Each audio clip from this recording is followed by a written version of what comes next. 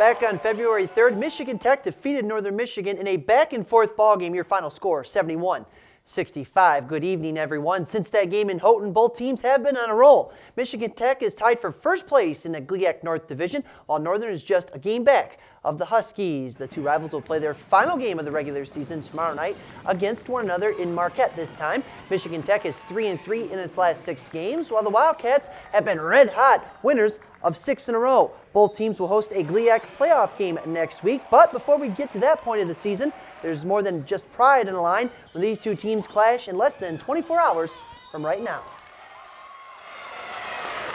Bigger implications is regionally. You know, we're both right there, both regionally. At this present week, we're 6 and 7, so you know, one of us could go up or down, depending on how all that goes. But it's just a big game. It's always going to be a big game with Michigan Tech and in Northern Michigan, and we just look forward to the challenge. And it just happens to be that there's a lot of implications on the line, and you know, and that's the way you want it to be. If we win, it's a huge boost for us. We have a greater chance of getting in the national tournament. We won't have to win the conference tournament probably to get in. We're on a 6-game win streak right now, and it keeps propelling. We're coming a lot more focused every single game, and we know what's at stake, and we know what we can do.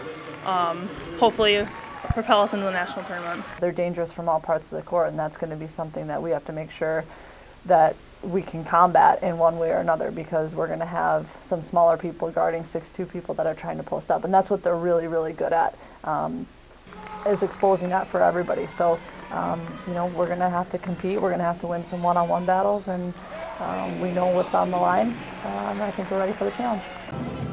Tip-off tomorrow night is set for 5:30 p.m. at the Barry Events Center. The Wildcats are 11-2 this season at home, while the Huskies have a 7-4 road record.